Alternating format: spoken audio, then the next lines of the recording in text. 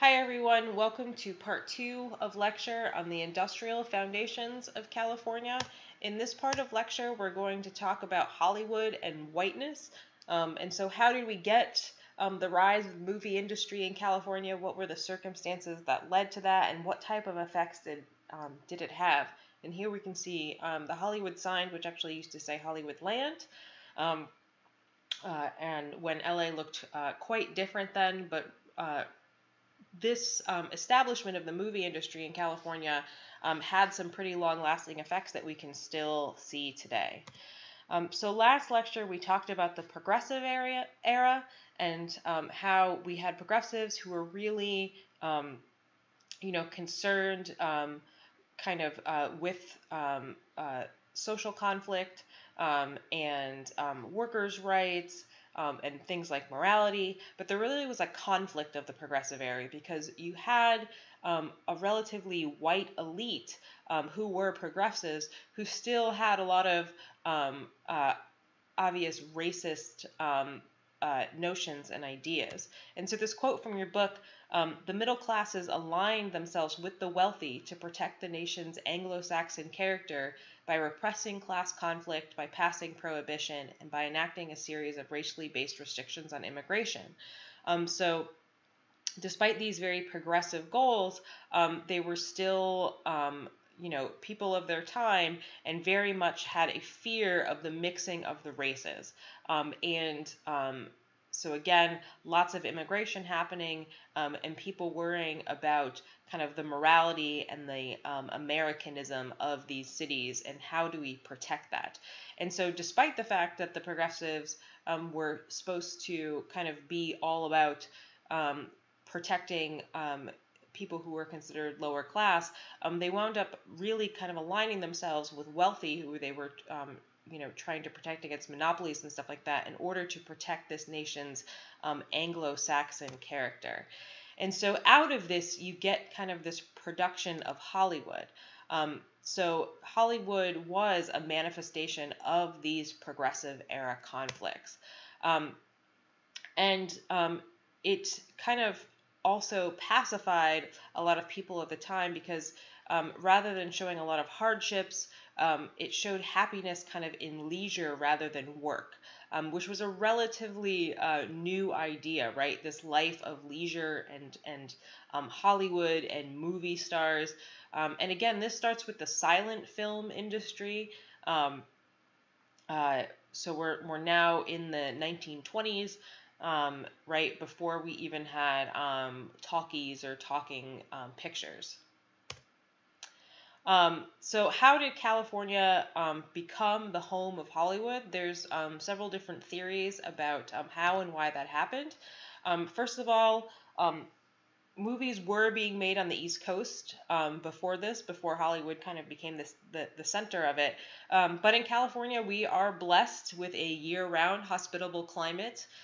You can pretty much film here just about 365 days a year, which is good for making movies. We also have an incredibly diverse topography. If you think about, if you drive from the coast to the desert, through the mountains and cities, right, lots of places to film, lots of different types of movies can try to emulate a lot of different what was considered exotic settings just within this single California landscape. They were also kind of escaping these monopolies, these businesses that held all the patents on cameras and film.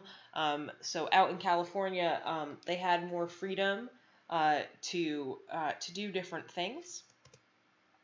And we also had an anti-union atmosphere at the time, right? So it was considered more profitable to do work in California because you had to worry less about labor policies. Los Angeles even promoted itself at the time as a place with kind of very lax worker standards to lure in businesses. We also had this frontier myth that we talked about in the last module that's kind of carried over from the gold rush, right? So come out to California, make your fortune.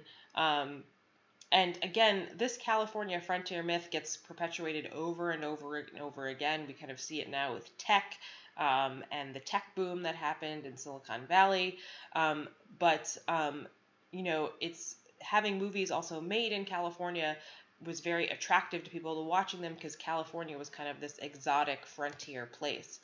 And movies kind of in that conflict of the progressive era served as a way to mask this growing inequality. Movies of the 1920s in the Great Depression aren't going to try to deal with these great social causes. Really, they're going to try to just mask this growing inequality to kind of pacify people at the time.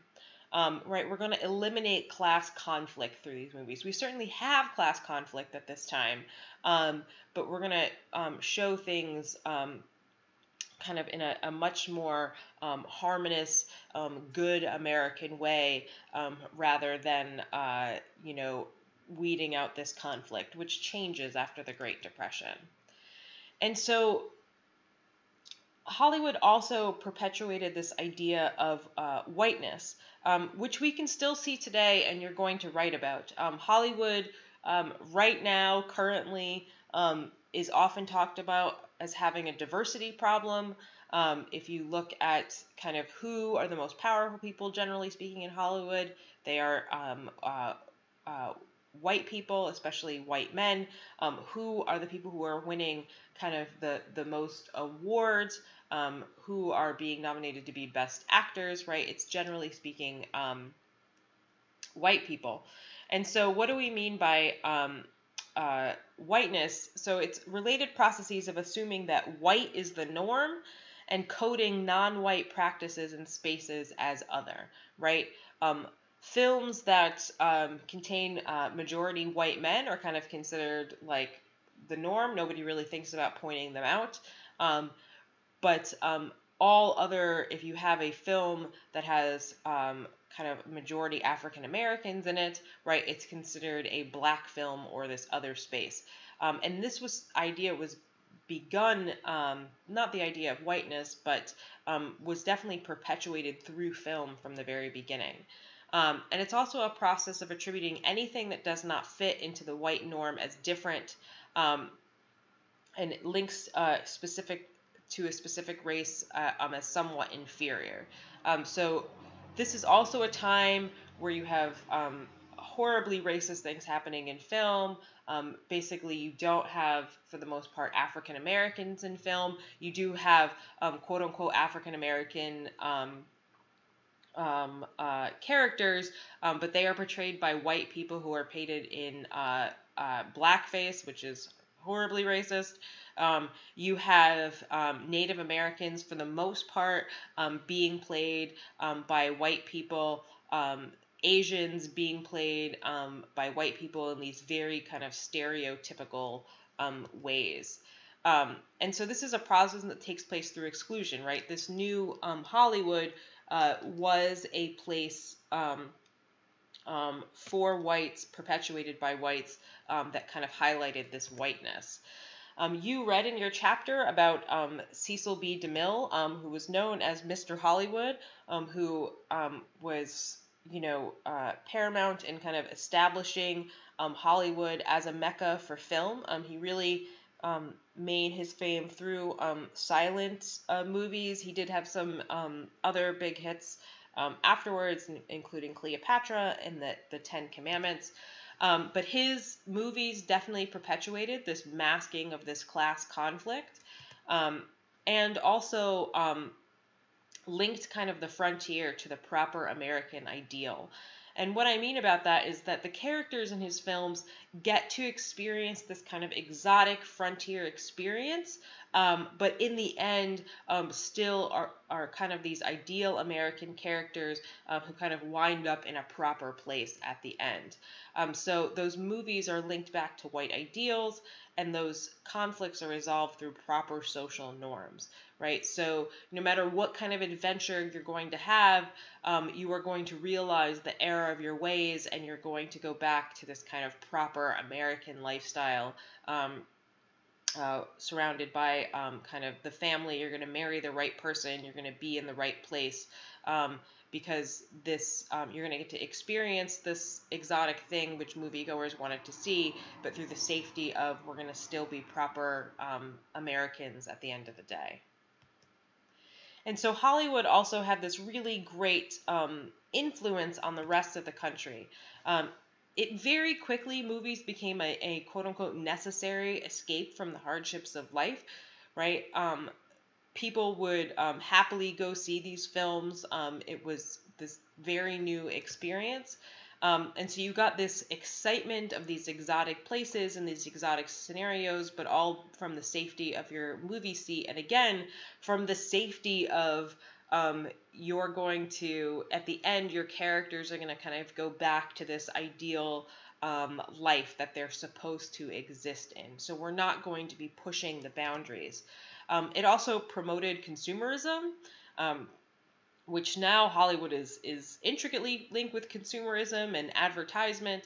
But this began in this time period, especially with concerns to fashion, right? Fashion, this is a point where it's starting to catch on through the films. There were certainly things that were fashionable before then, but if something appeared in a movie, it was much more likely to catch on afterwards. Somebody would watch the movie on the East Coast and then be like, oh, I need to now own this dress or wear my hair in this particular style. Post-Great Depression, this film industry started to change more and started to tackle more social issues. We talked last time about The Grapes of Wrath. A film was made about The Grapes of Wrath that kind of highlighted the Okies' experience and kind of brought it to national attention. But we're talking about in the beginning of Hollywood, this is really kind of pre that time. So we are not really concerned with tackling these social issues. We're more with kind of erasing this class conflict and promoting this moral, white, social American ideal. And that is the end of part 2, and you are now going to move on to part 3.